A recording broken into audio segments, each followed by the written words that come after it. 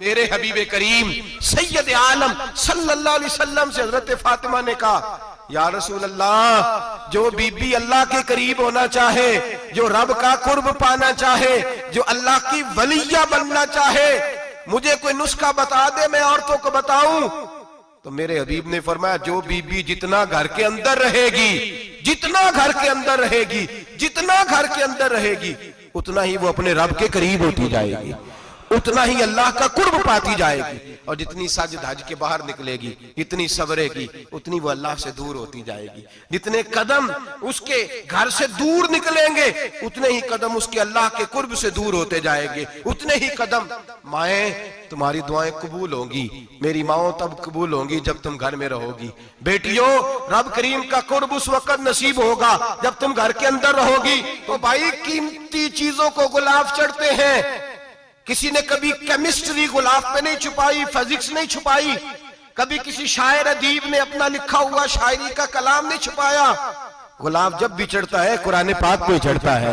मेरे भाई, करोड़ों और अरबों और खरबों का मकान बना के लोग उसको गुलाब नहीं चढ़ाते।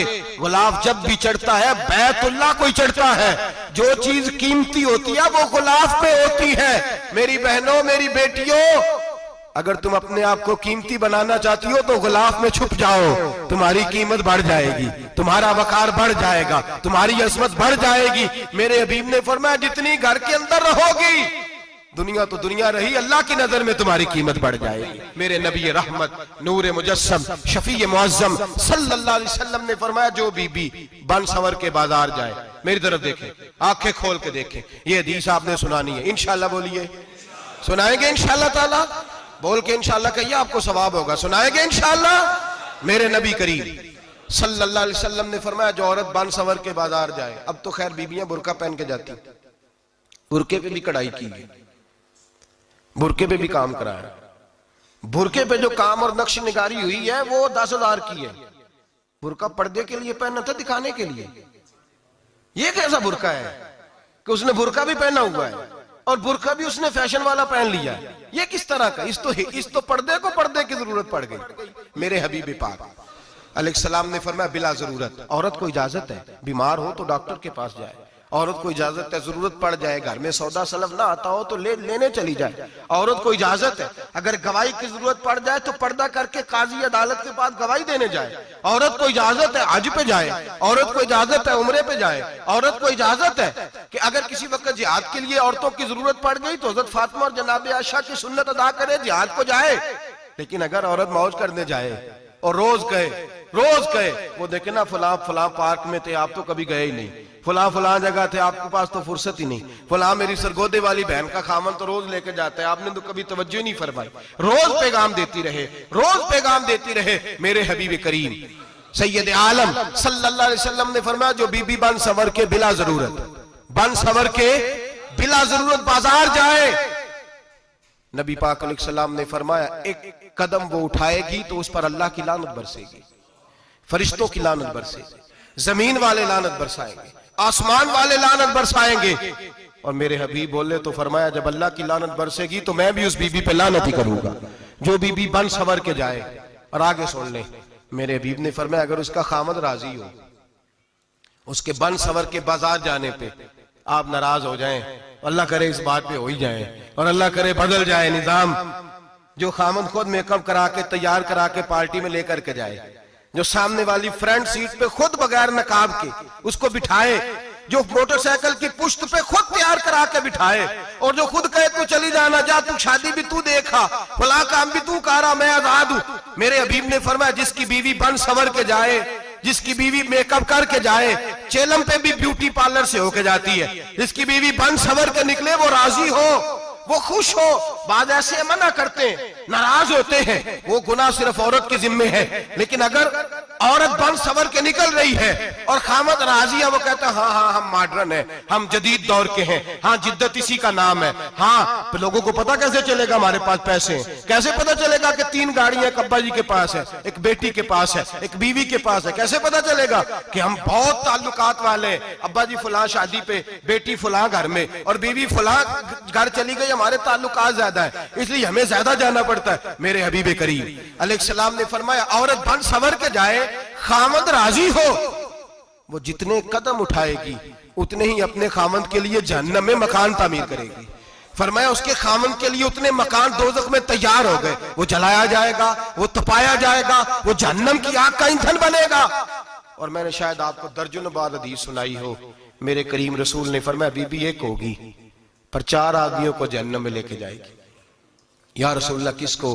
फरमाया बाप ने पर्दे का नहीं कहा तो बाप भी दोज़ख में जाएगा, अगर भाई ने पर्दे का नहीं कहा तो वो भी दोज़ख में जाएगा, शौहर ने पर्दा नहीं कराया तो वो भी जहन्नम में जाएगा। वो बेटा जो कहता था ना ना 1.25 लाख का मोबाइल लेना है, तो अम्मा ने घर के अंदर शोर डाल दिया, मजबूर किया, खामन को लेकर के दिया।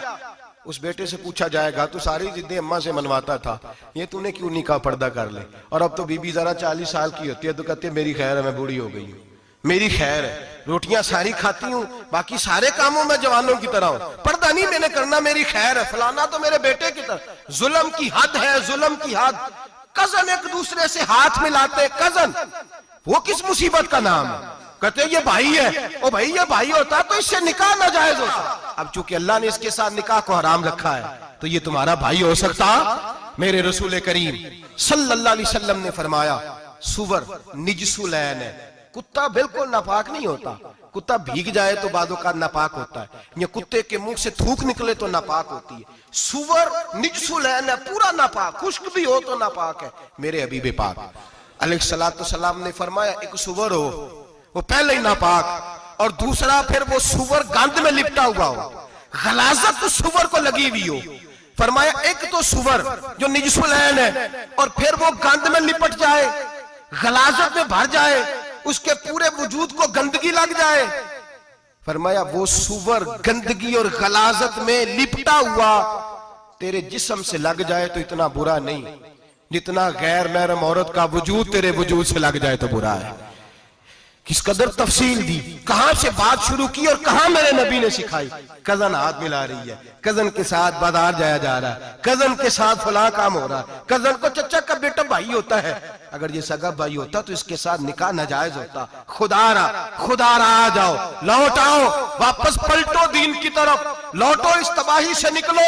ये जो आग है, ये जो बेसुकूनी है, ये जो तमाशा है, ये लाखों कमाने के बावजूद जो बेबरकती है, ये बड़ी बड़ी फौजों के बावजूद जो रोज मय्यतें उठती हैं, ये जो रोज जनाजे पड़े जाते हैं, ये जो रोज बेटियां बेवा होती हैं, ये जो रोज माओ के सुहाग लुटते हैं, ये हमारी नाफरमानियां हैं। हम दीन के मामले में हम लोगों ने नरमी शुरू कर दी है, हम अल्लाह और उसके रसूल से बगावत करने लगे हैं। मेरे हबीब करीम सैयद आलम नूर मुजस्सम शफी मुअज़्ज़म सल्लल्लाहु अलैहि वसल्लम ने फरमाया जिना सिर्फ शर्मगाह का नहीं होता, हुजूर ने फरमाया आंखें भी जानी होती हैं, कान भी जानी होते हैं, जुबान भी जानी होती है। बुखारी मुस्लिम दोनों में मौजूद है। सहाबा ने अर्ज की हुजूर जुबान कैसे जानी होती है?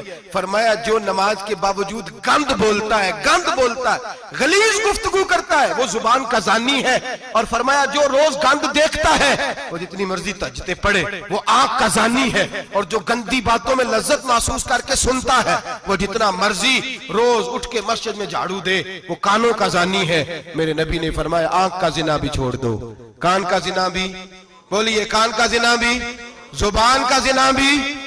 मुस्नद इमाम अहमद बिन हंबल उठाइए, एक सहाबी ने अर्ज की हुजूर नमाज में दिल नहीं लगता, मेरा कुरान पाक में दिल नहीं लगता, दुरूद व सलाम में दिल नहीं लगता। आमिना के मासूम लाल ने क्या जवाब दिया? हुजूर ने फरमाया जा अपनी नजर जाके पाक कर ले, अल्लाह के नबी का वादा है तेरा सजदे में दिल लगने लग जाएगा। जा अपनी आंख को तहारत दे, वुजू करा, नजरों को पाक कर, अल्लाह के रसूल का वादा है तेरा कुरान पाक में दिल लगेगा। जा जाके अपनी नजर को पाक कर, वादा है तेरी जुबान पे दुरूद व सलाम जारी हो जाएगा, अल्लाह का जिक्र जारी हो जाएगा। मेरे भाइयों, औरत का पर्दा, औरत का हिजाब दीन में उसी तरह फर्ज है जिस तरह नमाज फर्ज, जिस तरह रोजा फर्ज है, जिस तरह ज़कात फर्ज है, उसी तरह औरत का पर्दा भी फर्ज है। अगर किसी घर में औरत पर्दा नहीं करती, उस घर के मकीन सारे अल्लाह के हुजूर जवाब दे हैं। मेरे हबीब करीम अलैहिस्सलाम ने जिस औरत को पसंद किया, जिस औरत की तारीफ की, जिस औरत की बाबत मेरे नबी ने इरशाद फरमाया, वो बड़े खूबसूरत लफ्ज हैं, साहिब अहकामुल कुरान ने लिखे हैं। मेरे हबीब पाक ने सहाबा की महफिल सजाई, मजमा खचाखच मस्जिद भर गई। हुजूर ने फरमाया बोल के बताओ खैरुन निसा कौन सी है? औरतों में सबसे अच्छी बीबी कौन सी है, बोल करके बताओ। हजरत सिद्दीक अकबर से लेकर मौला अली तक, हजरत अली से लेकर जनाब बिलाल तक, हजरत सलमान फारसी से लेकर अब्दुल्ला मुजनी तक भरा पड़ा है मजमा। हुजूर ने फरमाया बोलो सबसे अच्छी औरत, सबसे अच्छी औरत कौन होती है? एक सहाबी कहने लगे हुजूर जिसकी नमाज कज़ा ना हुई हो। पर मैं वो भी अच्छी है पर तुम मेरी मुराद को नहीं पहुंचे। एक ने कहा हुजूर जो खामद की ताबेदार हो। फरमाया वो भी अच्छी है पर तुम मेरी मुराद को नहीं पहुंचे। एक सहाबी ने कहा या रसूल अल्लाह जो पाक दामन हो। हुजूर ने फरमाया तुम मेरी मुराद को। हजरत अली फरमाते हैं जब सबके जवाब गलत हो गए तो मैं, कद मेरा छोटा था, मैं पीछे बैठा था, मैं गर्दन झुका के पीछे से निकल गया। सैयदा तैयबा ताहिरा हजरत फातिमा ज़हरा रदी अल्लाह ताला फरमाते हैं बीबी साहब के पास पहुंचा। मैंने कहा फातिमा हुजूर ने सवाल किया है। तो हजरत फातिमा भी गोया मुस्कुरा के कहने लगी इल्म के शहर के दरवाजे तो आप ही हैं, तो आप यहाँ आ गए। कहा हुजूर ने सवाल किया है और मुझसे लेकर अबू बकर, उमर, उस्मान गनी तमाम को किसी को जवाब नहीं आया। हुजूर ने पूछा बेहतरीन औरत कौन होती है? बेहतरीन खैरुन निसा, बेहतरीन बीबी कौन होती है? तो हजरत सैयदा फातिमा कहने लगी अली बड़ी सादी सी बात थी, सादी सी बात थी, समझ नहीं आई। का फातिमा बतला दो इतनी सादी है। तो हजरत फातिमा कहने लगी सबसे बेहतरीन औरत वो होती है न कभी गैर महरम ने वो बीबी देखी हो। अगले जुमले भी याद रखने, न कभी गैर महरम ने वो बीबी देखी हो। और फरमाया ना उस बीबी ने कभी कोई गैर महरम देखा हो। सिर्फ मर्द पे पाबंदी नहीं कि वो औरत ना देखे, फरमाया औरत पे भी पाबंदी है कि वो भी गैर महरम का चेहरा न देखे। फरमाया बीबी ने भी गैर महरम न देखा हो, वो खैरुन निसा है, वो सबसे आला। हजरत अली कहते मैं झट से आया, पीछे बैठा, बात अभी जारी थी, मैंने हाथ खड़ा कर दिया। मैंने कहा हुजूर मैं बताऊं? नबी पाक ने फरमाया बतलाओ। तो कहते मैंने कहा हुजूर बेहतरीन बीबी वो होती है जिसने न कभी गैर महरम देखा हो और न गैर महरम ने कभी उसे देखा हो। अली फरमाते मैंने जवाब दिया तो मेरे रसूल की आंखों में आंसू आ गए। हुजूर रोए और फरमाते हंसते मुस्कुराते अचानक सहाबा के आंसू बरसने लगे। मजमे पे कैफ सा तारी हो गया, आंखें बरसने लगी। हम लोग हुजूर के रोने पर सख्ते में आ गए। नजर उठाई तो जवाब तो मैंने दिया था, तारीफ मेरी होनी चाहिए थी, शाबाश मुझे मिलनी चाहिए थी। मेरे हबीब ने रो के आंसू पूछ के फरमाया मैं तुम्हें कहता नहीं अल फातिमा तो बिदा तो मिन्नी, फातिमा वाकई मेरे जिगर का टुकड़ा है, फातिमा मेरे वजूद का हिस्सा है, मैं तुम्हें कहता नहीं रहता। कहा फातिमा मेरे जिगर का टुकड़ा है। हजरत अली फरमाते हैं सहाबा मेरी तरफ देखने लगे और कहने लगे अली जवाब तू दे, शाबाश बीबी साहबा को मिले। तो कहते हैं मैंने कहा हुजूर रोए हैं तो आंसू मेरे भी छलक ही पड़े हैं। फरमाने लगे लफ्ज मेरे हैं पर सोच उस बेटी के है जिसकी तरबियत मोहम्मद अरबी ने फरमाई है। फरमाया जुमले मेरे हैं, नाकिल मैं हूं, बात मैं बयान कर रहा हूं, लेकिन पीछे सोच उस नूर वाली बेटी की है जिसको अपने घर के अंदर रह के आंगन में रख के रसूल पाक ने परवरिश फरमाई। हजरत फातिमा फरमाती हैं हजरत अली मेरे पास दौड़े आए और कहने लगे फातिमा चल मस्जिद, पता नहीं हुजूर को क्या हो गया है। हुजूर रो रो के बेहाल हो गए और हुजूर हुजरे में रो रहे हैं और हिचकियों की आवाज मस्जिद में आ रही है। चल जरा चल के हुजूर की बात देख क्या हुआ है, हमारी तो ताकत नहीं अंदर जाने की। सैयदा तैयबा ताहिरा हजरत फातिमा झट से पर्दा ओढ़ा, हाजिर खिदमत हुई, अंदर गई। कहती हूँ हुजूर के कंधे पे हाथ रखा तो महबूब बेटी के हाथ की ठंडक महसूस की, सर सजदे से उठाया। फरमाया फातिमा आ गई हो? हुजूर आई। फरमाया चल बेटी तू भी हाथ उठा और मेरी उम्मत की बेटियों के लिए दुआ मांग। चल तू भी हाथ उठा, मेरी उम्मत की बहनों माओं के लिए दुआ मांग। महबूबा क्या हुआ? मेरे हबीब ने फरमाया रात मुझे दिखाया गया है दोज़ख में कुछ बीबियां हैं, उनके बाल फरिश्तों ने बांधे हुए हैं और उन्हें गुर्ज मार रहे हैं। वो चीखती चिल्लाती हैं और मदद के लिए पुकारती हैं, वो बड़ी तकलीफ में हैं। तो बीबी साहब अर्ज करते हैं या रसूल अल्लाह उनकी गलती क्या है? तो मेरे नबी ने फरमाया वो बारीक दुपट्टा ओढ़ती थी, वो बारीक दुपट्टा ओढ़ती थी, उनके बाल चमकते थे, गैर महरमों की नजर पड़ती थी, उन्हें दोज़ख में सजा मिलेगी, वो चिल्लाएंगी चीखेंगी, उनकी मदद को कोई नहीं पहुंचेगा। चल तू हाथ उठा दुआ मांग। हजरत फातिमा उम्मत को पैगाम देती हैं पर्दा ओढ़ लो, हिजाब में आ जाओ। हजरत सैयदा ज़ैनब हजरत फातिमा की वो लख्ते जिगर जो मैदान करबला में इमाम हुसैन बराबर की शरीक रही सैयदना इमाम हुसैन के साथ। याह्या बिन मोइन कहते मैं 15 साल तक हजरत ज़ैनब का पड़ोसी रहा हूं, 15 साल। घर बराबर होता है ना, बंदा बीबी देख ही लेता है। वो बीबी कभी पर्दा डाल के जा रही है दवाई लेने, कभी नजर आ ही जाती है। कहते 15 साल में सैयदा फातिमा की बेटी का पड़ोसी रहा हूं, मैंने कभी बुरके में छुपी हुई ज़ैनब भी नहीं देखी, बुरके में छुपी हुई ज़ैनब भी कभी नहीं देखी। हजरत अब्दुल्ला बिन जाफर तैयार जनाबे अलीउल मुर्तजा के भाई थे, उनके बेटे के साथ इनका निकाह हुआ था, बीमार हो गई तो हजरत अब्दुल्ला कहने लगे ज़ैनब चल तुझे हकीम के पास ले जाऊं, तबीब के पास ले जाऊं। तो हजरत ज़ैनब कहने लगी आप जाइए मेरा हाल बता के दवाई ले आइए। तो हजरत अब्दुल्ला जाफर तैयार कहने लगे शरीयत में गुंजाइश है डॉक्टर के पास जाने, हकीम के पास जाने की गुंजाइश है, तू चलती क्यों नहीं? तो हजरत ज़ैनब कहने लगी शरीयत में गुंजाइश तो है, पर अब्दुल्ला मेरी मजबूरी ये है कि मैं फातिमा की बेटी हूं।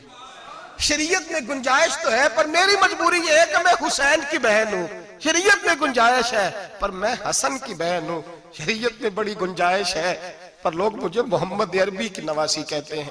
गुंजाइश तो है पर मैं नहीं ना निकल सकती, इसलिए कि जितना कोई अपने आप को दीन के करीब जानता है उतना उसके पैरों में शरीयत की जंजीरें ज्यादा होती हैं। तो जनाब सैयदना अब्दुल्ला कहने लगे अगर तू पर्दा कर गई, अगर तू चली गई, तो फरमाने लगे ये तो अल्लाह की मशीयत है, तू दवाई ला दे ताकि मैं खा लूं, और अगर मैं चली गई तो मैं अपनी माँ से जाके कहूंगी कि अम्मा सारी तकलीफें मैंने छाती पे बर्दाश्त की हैं पर मैंने तेरे पर्दे पर आंच नहीं आने दी। मेरे भाई ये उसवा नूर है, ये उसवा हसना है, ये हमें सिखाया जा रहा है। मेरे हबीब करीम की बीवियों का ये हाल था, बीवियों का अपने घर के आंगन में हजरत आयशा सिद्दीका, हजरत सौदा जनाबे अफसा अपने सेन में जब बैठती थी ना तो दीवार की तरफ मुंह करके बैठती थी, दीवार के साथ लग के दीवार की तरफ।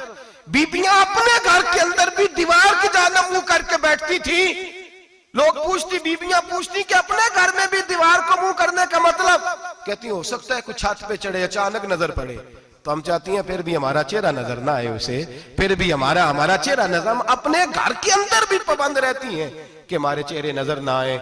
खुदारा बड़े पैसे जिंदगी में लुटाए हैं, 1000 1500 बुरके पे भी खर्च करो, वो घर ले जाओ, वो अम्मा को भी दो, बहन को भी दो, बीवी को भी दो, उसको कोई ये पहन ले।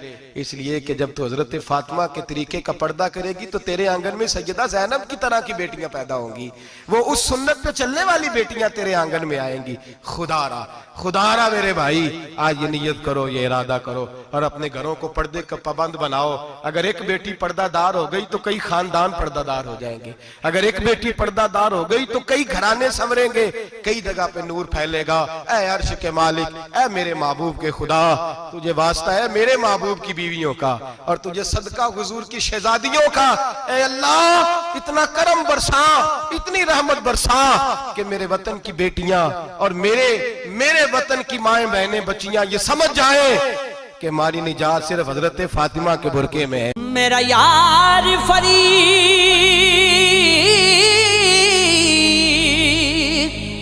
आवे एक बारी ते मैं सारे दर्द सुनावा हो। टुर गए यार जुदाइयां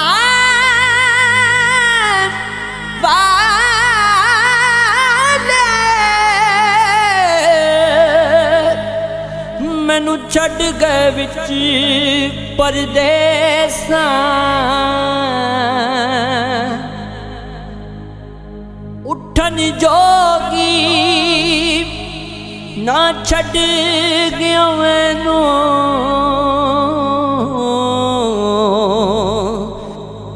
बैठी हंजू महार परुवां।